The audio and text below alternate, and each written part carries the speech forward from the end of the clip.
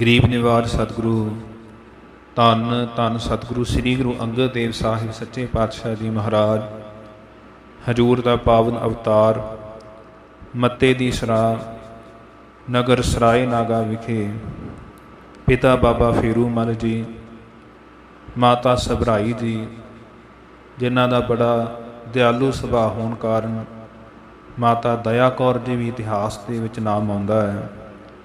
ਤਿਨਾਂ ਦੇ ਪਾਵਨ ਗ੍ਰਹਿ ਵਿਖੇ ਵੈਸਾਖ ਸੁਦੀ ਏਕਮ 1561 ਬਿਕਰਮੀ 23 ਅਪ੍ਰੈਲ 1504 ਈਸਵੀ ਨੂੰ ਹੁੰਦਾ ਹੈ। ਮਾਤਾ ਪਿਤਾ ਦੇ ਵੱਲੋਂ ਨਾਮ ਰੱਖਿਆ ਜਾਂਦਾ ਹੈ ਲਹਿਣਾ ਜੀ।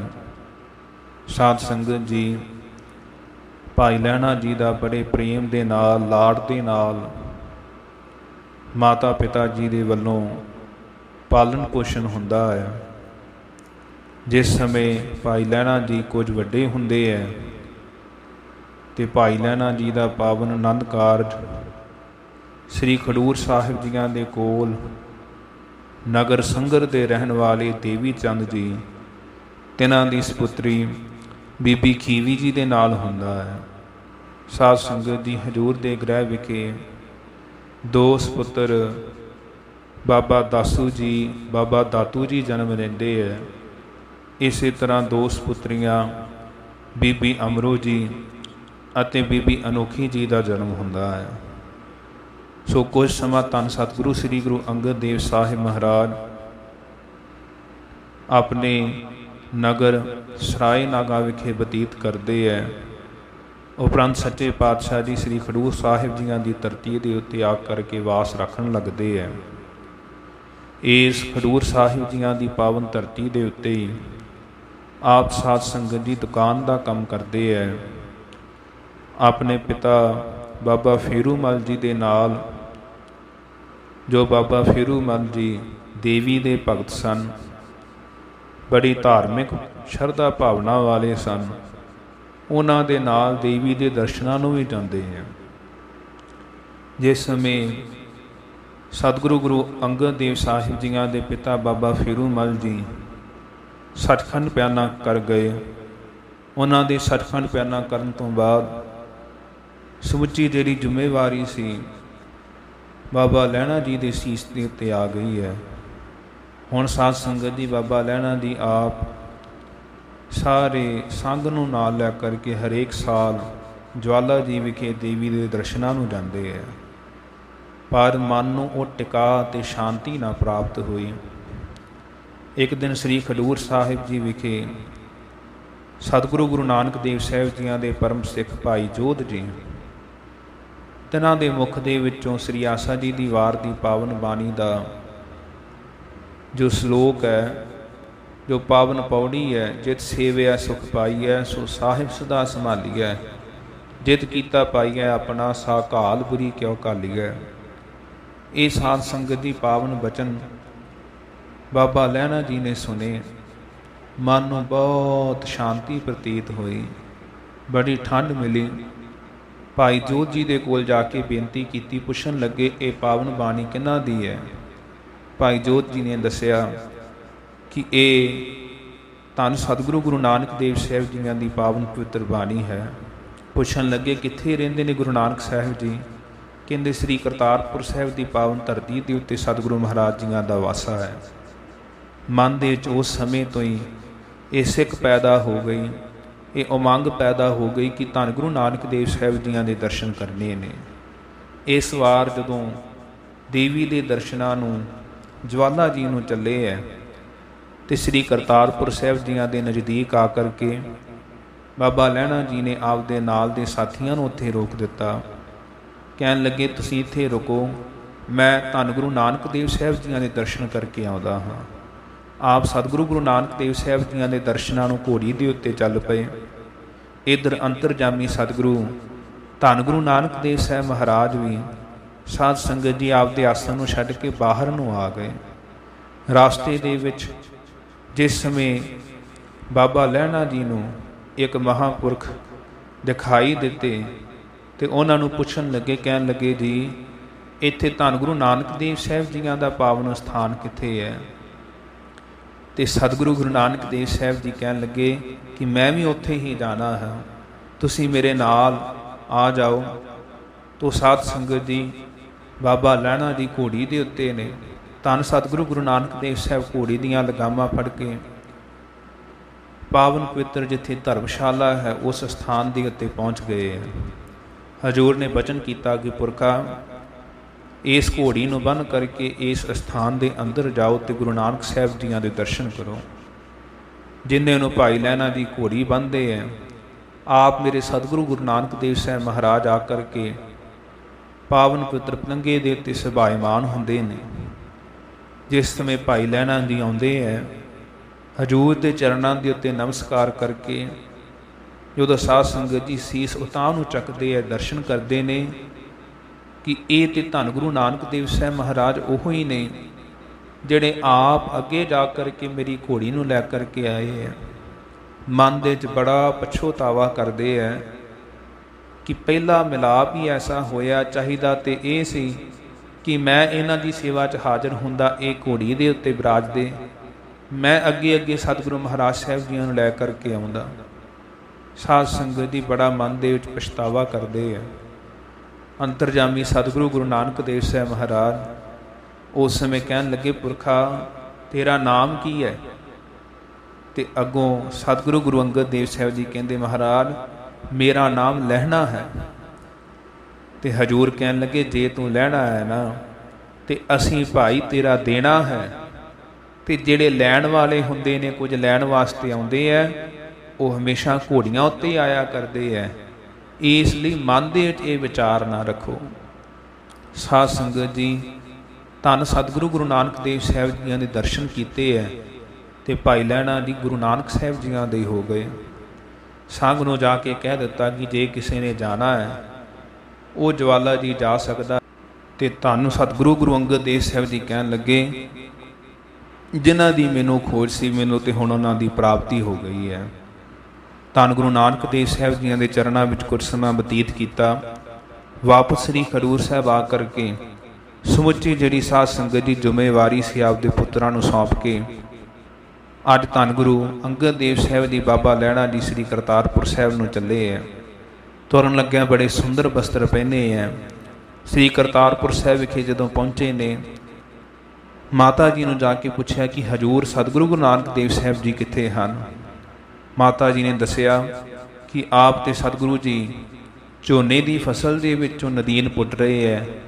ਸਾਧ ਸੰਗਤ ਜੀ ਇਹ ਸ੍ਰੀ ਕਰਤਾਰਪੁਰ ਸਾਹਿਬ ਦੀ ਧਰਤੀ ਦੇ ਉੱਤੇ 18 ਸਾਲ ਮੇਰੇ ਸਤਿਗੁਰੂ ਗੁਰੂ ਨਾਨਕ ਦੇਵ ਸਾਹਿਬ ਜੀਆਂ ਨੇ ਹੱਥੀਂ ਕਿਰਤ ਕੀਤੀ ਹੈ।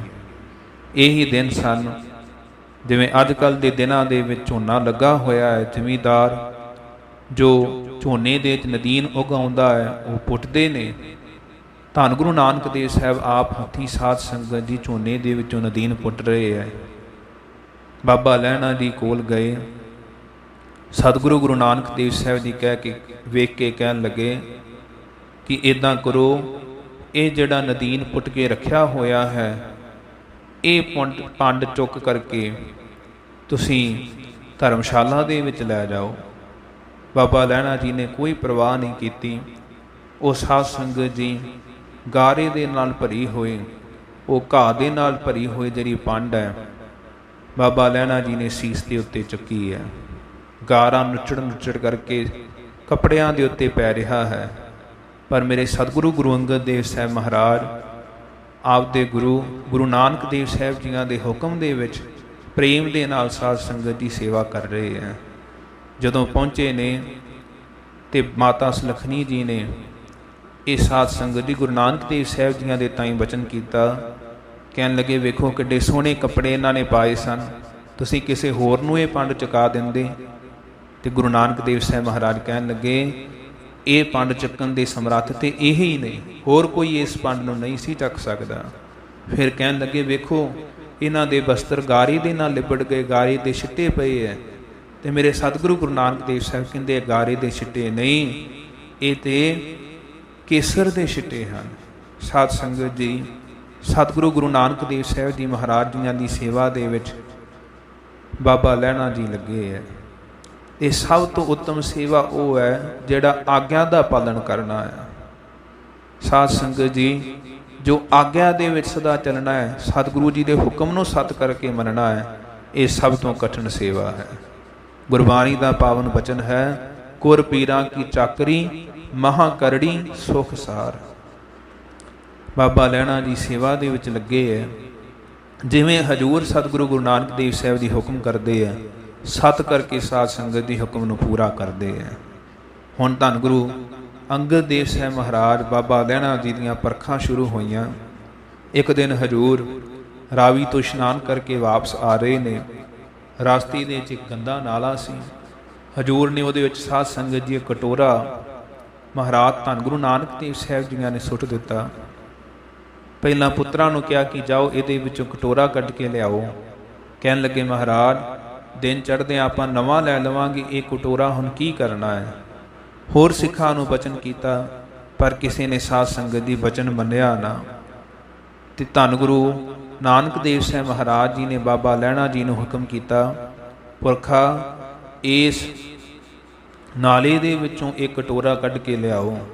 ਉਸੇ ਸਮੇਂ ਸਤ ਮੰਨ ਕਰਕੇ ਸਾਧ ਸੰਗਤ ਜੀ ਛੇਤੀ ਦੇ ਨਾਲ ਉਸ ਗੰਦੇ ਨਾਲੇ ਦੇ ਵਿੱਚੋਂ ਬਦਬੂਦਾਰ ਪਾਣੀ ਦੇ ਵਿੱਚੋਂ ਜਾ ਕਰਕੇ ਕਟੋਰਾ ਕੱਢ ਕੇ ਲਿਆਏ ਆ। ਆਪਾਂ ਸਾਖੀਆਂ ਸੁਣਦੇ ਆ, ਧੰਨ ਗੁਰੂ ਨਾਨਕ ਦੇਵ ਸਾਹਿਬ ਮਹਾਰਾਜ ਇੱਕ ਦਿਨ ਚੂਹੀ ਮਰੀ ਪਈ ਹੈ। ਦੋਨੇ ਸਾਹਿਬਜ਼ਾਦਿਆਂ ਨੂੰ ਕਿਹਾ, ਕਿਸੇ ਨੇ ਬਚਨ ਨਹੀਂ ਮੰਨਿਆ। ਪਰ ਧੰਨ ਗੁਰੂ ਅੰਗਦ ਦੇਵ ਸਾਹਿਬ ਮਹਾਰਾਜ ਉਸੇ ਸਮੇਂ ਜਾ ਕਰਕੇ ਚੂਹੀ ਬਾਹਰ ਸੁੱਟ ਕੇ ਆਏ। ਇੱਕ ਦਿਨ ਮੀਂਹ ਪੈ ਰਿਹਾ ਹੈ। ਧਰਮਸ਼ਾਲਾ ਦੀ ਇੱਕ ਕੰਧ ਸਾਧ ਸੰਗਤ ਦੀ ਰਾਤ ਦੇ ਸਮੇਂ ਡਿੱਗ ਪਈ। ਰਾਤਰੀ ਦੇ ਸਮੇਂ ਹਜੂਰ ਕਹਿਣ ਲੱਗੇ, ਆਪਦੇ ਪੁੱਤਰਾਂ ਨੂੰ ਕਿਹਾ ਕਿ ਜਾਓ ਜਾ ਕਰਕੇ ਕੰਧ ਉਸਾਰੋ।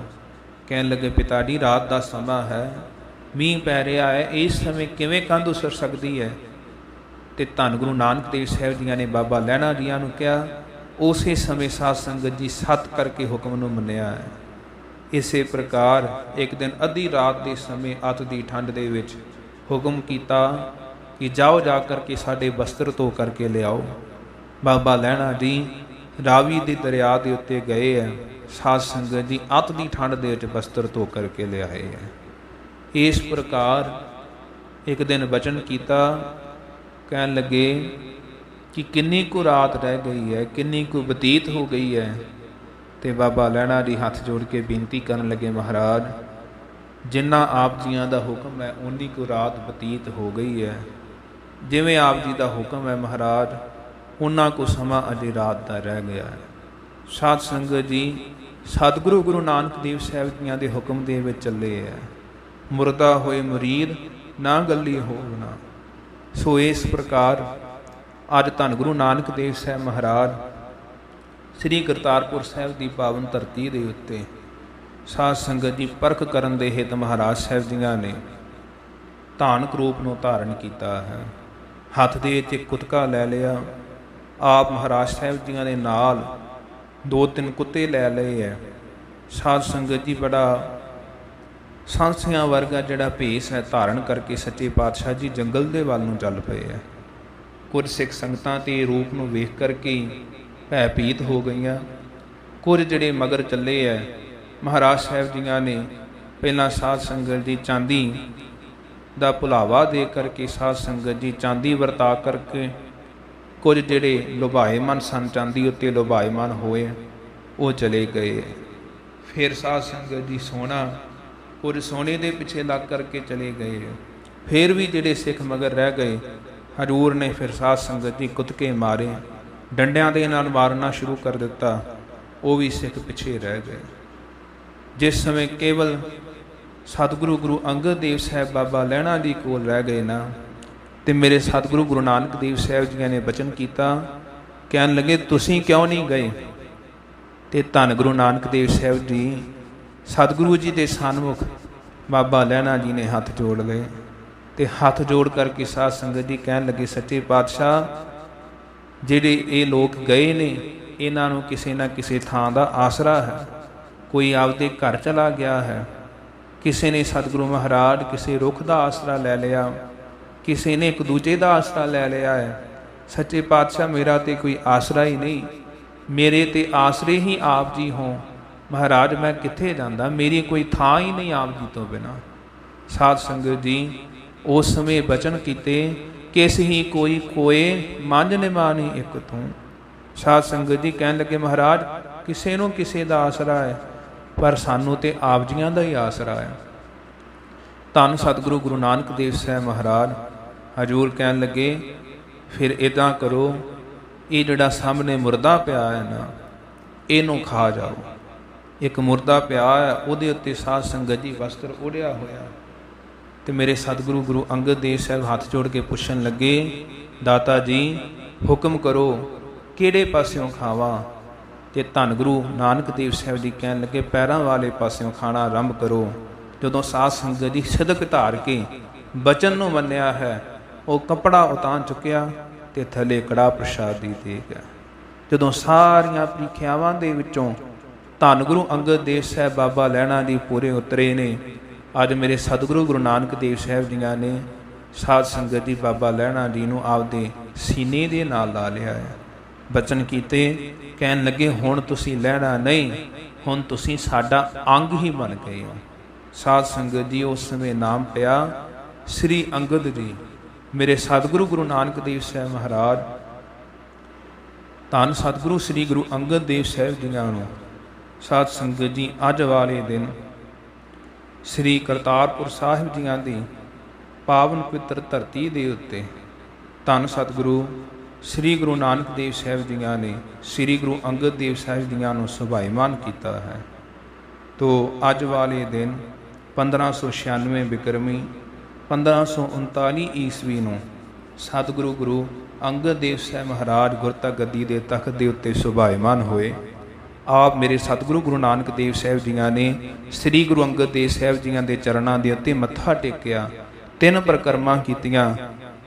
ਬਾਬਾ ਬੁੱਢਾ ਸਾਹਿਬ ਜੀਆਂ ਨੇ ਗੁਰਤਾ ਗੱਦੀ ਦਾ ਤਿਲਕ ਲਾਇਆ ਹੈ। ਸਾਧ ਸੰਗਤ ਜੀ ਇਸ ਪ੍ਰਕਾਰ ਅੱਜ ਵਾਲੇ ਦਿਨ ਸਤਿਗੁਰੂ ਗੁਰੂ ਅੰਗਦ ਦੇਵ ਸਾਹਿਬ ਮਹਾਰਾਜ ਗੁਰਤਾ ਗੱਦੀ ਦੇ ਪਾਵਨ ਪਵਿੱਤਰ ਤਖਤ ਦੇ ਉੱਤੇ ਸੁਭਾਈਮਾਨ ਹੋਏ। ਉਸ ਤੋਂ ਉਪਰੰਤ ਜਿਸ ਸਮੇਂ ਧੰਨ ਗੁਰੂ ਅੰਗਦ ਦੇਵ ਸਾਹਿਬ ਸੱਚੇ ਪਾਤਸ਼ਾਹ ਜੀ ਮਹਾਰਾਜ ਸ੍ਰੀ ਕਰਤਾਰਪੁਰ ਸਾਹਿਬ ਜੀਆਂ ਤੋਂ ਸ੍ਰੀ ਕੀਰਤਪੁਰ ਸਾਹਿਬ ਸ੍ਰੀ ਖਡੂਰ ਸਾਹਿਬ ਜੀਆਂ ਦੀ ਪਾਵਨ ਧਰਤੀ ਦੇ ਉੱਤੇ ਵਾਪਸ ਆਉਂਦੇ ਹੈ, ਪਰ ਮਨ ਪਿਆਰੇ ਸਤਿਗੁਰੂ ਗੁਰੂ ਨਾਨਕ ਦੇਵ ਸਾਹਿਬ ਜੀਆਂ ਦੇ ਚਰਨਾਂ ਦੇ ਵਿੱਚ ਹੈ। ਸਾਧ ਸੰਗਤ ਜੀ ਇਕਾਂਤ ਦੇ ਵਿੱਚ ਮਾਤਾ ਭਰਾਈ ਜੀ ਵਾਲੇ ਪਾਵਨ ਸਥਾਨ ਦੇ ਉੱਤੇ ਜਾ ਕਰਕੇ ਸੱਚੇ ਪਾਤਸ਼ਾਹ ਜੀ ਤਕਰੀਬਨ 6 ਮਹੀਨੇ ਸਾਧ ਸੰਗਤ ਜੀ ਅਲੋਪ ਰਹਿੰਦੇ ਹੈ। ਸੰਗਤਾਂ ਬਾਬਾ ਬੁੱਢਾ ਸਾਹਿਬ ਜੀਆਂ ਦੇ ਕੋਲ ਬੇਨਤੀ ਕਰਦੀਆਂ ਕਿ ਬਾਬਾ ਬੁੱਢਾ ਸਾਹਿਬ ਜੀ ਕਿਰਪਾ ਕਰੋ, ਆਪ ਜੀਆਂ ਨੂੰ ਧੰਨ ਗੁਰੂ ਨਾਨਕ ਦੇਵ ਸਾਹਿਬ ਜੀਆਂ ਦੇ ਬਚਨ ਨੇ ਕਿ ਤੇਥੋਂ ਓਲੇ ਨਾ ਹੋਸਾਂ, ਕਿਰਪਾ ਕਰੋ ਧੰਨ ਗੁਰੂ ਅੰਗਦ ਦੇਵ ਸਾਹਿਬ ਜੀਆਂ ਦੇ ਦਰਸ਼ਨ ਕਰਵਾਓ। ਸਾਧ ਸੰਗਤ ਜੀ ਬਾਬਾ ਬੁੱਢਾ ਸਾਹਿਬ ਜੀ ਜਾਂਦੇ ਹੈ। ਇੱਧਰ ਮੇਰੇ ਸਤਿਗੁਰੂ ਗੁਰੂ ਅੰਗਦ ਦੇਵ ਸਾਹਿਬ ਗੁਰੂ ਨਾਨਕ ਦੇਵ ਸਾਹਿਬ ਜੀਆਂ ਦੇ ਪ੍ਰੇਮ ਦੇ ਵਿੱਚ ਮਗਨ ਹੋ ਕਰਕੇ ਮਾਤਾ ਭਰਾਈ ਜੀ ਦੇ ਘਰ ਦੇ ਵਿੱਚ ਸੁਭਾਈਮਾਨ ਨੇ। ਬਾਬਾ ਬੁੱਢਾ ਸਾਹਿਬ ਜਾ ਕਰਕੇ ਰਬਾਬੀ ਸਿੰਘਾਂ ਨੂੰ ਨਾਲ ਲੈ ਕਰਕੇ ਜਾਂਦੇ ਹੈ। ਕੀਰਤਨ ਆਰੰਭ ਹੁੰਦਾ ਹੈ। ਧੰਨ ਗੁਰੂ ਅੰਗਦ ਦੇਵ ਸਾਹਿਬ ਜੀ ਬਾਹਰ ਆਉਂਦੇ ਹੈ, ਬੇਨਤੀ ਕਰਦੇ ਬਾਬਾ ਬੁੱਢਾ ਜੀ ਕਿ ਸਤਿਗੁਰੂ ਜੀ ਕਿਰਪਾ ਕਰੋ, ਸੰਗਤ ਨੂੰ ਸੰਭਾਲੋ ਮਹਾਰਾਜ, ਸੰਗਤ ਨੂੰ ਦਰਸ਼ਨਾਂ ਦੀ ਦਾਤ ਬਖਸ਼ਿਸ਼ ਕਰੋ। ਤੋ ਧੰਨ ਗੁਰੂ ਅੰਗਦ ਦੇਵ ਸਾਹਿਬ ਮਹਾਰਾਜ ਸ੍ਰੀ ਖਡੂਰ ਸਾਹਿਬ ਦੀ ਪਾਵਨ ਧਰਤੀ ਦੇ ਉੱਤੇ ਸਾਧ ਸੰਗਤ ਜੀ ਸੰਗਤਾਂ ਨੂੰ ਫਿਰ ਤਾਰਦੇ ਹੈ ਤੇ ਇਤਿਹਾਸ ਦੇ ਵਿੱਚ ਬਚਨ ਆਉਂਦੇ ਹੈ। ਜਿਸ ਸਮੇਂ ਧੰਨ ਗੁਰੂ ਅੰਗਦ ਦੇਵ ਸਾਹਿਬ ਮਹਾਰਾਜ ਆ ਕਰਕੇ ਪਾਵਨ ਤਖਤ ਦੇ ਉੱਤੇ ਸੁਭਾਈਮਾਨ ਹੁੰਦੇ ਤੇ ਹਜੂਰ ਦੀ ਦ੍ਰਿਸ਼ਟੀ ਜਿਹਦੇ ਦੇ ਉੱਤੇ ਵੀ ਪੈ ਜਾਂਦੀ ਸੀ ਨਾ, ਹਜੂਰ ਦੇ ਆਉਣ ਤੋਂ ਪਹਿਲਾਂ ਮਹਾਰਾਜ ਸਾਹਿਬ ਜੀਆਂ ਦੇ ਦਰ ਦੇ ਉੱਤੇ ਜਿਹੜੇ ਰੋਗੀ ਹੋਇਆ ਕਰਦੇ, ਸਰੀਰਕ ਰੋਗੀ ਮਾਨਸਿਕ ਰੋਗੀ ਆ ਕਰਕੇ ਲੈਣਾ ਲੱਗ ਜਾਇਆ ਕਰਦੀਆਂ। ਤੇ ਸਾਧ ਸੰਗਤ ਜੀ ਜਿਹਦੇ ਉੱਤੇ ਮੇਰੇ ਸਤਿਗੁਰੂ ਗੁਰੂ ਅੰਗਦ ਦੇਵ ਸਾਹਿਬ ਜੀਆਂ ਦੀ ਦ੍ਰਿਸ਼ਟੀ ਪੈ ਜਾਇਆ ਕਰਦੀ, ਉਸੇ ਸਮੇਂ ਉਹਦੇ ਰੋਗ ਕੱਟੇ ਜਾਇਆ ਕਰਦੇ। ਅਮੇ ਦ੍ਰਿਸ਼ਟ ਸ਼ੁਭ ਕਰੈ ਹਰੈ ਅਗ ਪਾਪ ਸਕਲ ਮਲ। ਸੋ ਇਸ ਪ੍ਰਕਾਰ ਹੋਵੈ ਸਿਫਤ ਖਸਮ ਦੀ ਨੂਰ ਅਰਸਹ ਕੁਰਸਹ ਝੱਟੀਐ, ਤੋਦ ਡਿਠੇ ਸੱਚੇ ਮੇਰੇ ਪਾਤਸ਼ਾਹ ਮਲ ਜਨਮ ਜਨਮ ਦੀ ਕੱਟੀਐ। ਸਾਧ ਸੰਗਤ ਜੀ ਐਸੇ ਗਰੀਬ ਨਿਵਾਜ ਸਤਿਗੁਰੂ ਗੁਰੂ ਅੰਗਦ ਦੇਵ ਸਾਹਿਬ ਸੱਚੇ ਪਾਤਸ਼ਾਹ ਜੀ ਮਹਾਰਾਜ ਹਜੂਰ ਦਾ ਪਾਵਨ ਪਵਿੱਤਰ ਗੁਰਤਾ ਗੱਦੀ ਦਿਹਾੜਾ ਹੈ। ਸਾਰੀਆਂ ਸੰਗਤਾਂ ਨੂੰ ਸਤਿਗੁਰੂ ਗੁਰੂ ਅੰਗਦ ਦੇਵ ਸਾਹਿਬ ਜੀ ਮਹਾਰਾਜ ਗੁਰਮੁਖੀ ਦੇ ਰਚੇਤਾ ਗਰੀਬ ਨਿਵਾਜ ਸਤਿਗੁਰੂ ਧੰਨ ਗੁਰੂ ਅੰਗਦ ਦੇਵ ਸਾਹਿਬ ਮਹਾਰਾਜ ਹਜੂਰ ਦੇ ਪਾਵਨ ਪਵਿੱਤਰ ਗੁਰਤਾ ਗੱਦੀ ਦਿਵਸ ਦੀਆਂ ਲੱਖ ਲੱਖ ਵਧਾਈਆਂ ਹੋਣ। ਸੋ ਹੋਈਆਂ ਭੁੱਲਾਂ ਦੀ ਖਿਮਾ। ਸਤਿਗੁਰੂ ਮਹਾਰਾਜ ਆਪ ਗੁਰੂ ਰੂਪ ਖਾਲਸਾ ਸੰਗਤ ਬਖਸ਼ਣਹਾਰ ਹੋ, ਬਖਸ਼ ਲੈਣਾ। ਅੱਗੇ ਵਾਸਤੇ ਸਮਤ ਅਤੇ ਸੀਸ ਬਖਸ਼ਣੀ। ਦੇਹੋ ਸੱਜਣ ਸੀਸਰੀਆ, ਜਿਆ ਹੋਵੈ ਸਾਹਿਬ ਸਿਉ ਮੇਲ। ਵਾਹਿਗੁਰੂ ਜੀ ਕਾ ਖਾਲਸਾ, ਵਾਹਿਗੁਰੂ ਜੀ ਕੀ ਫਤਿਹ।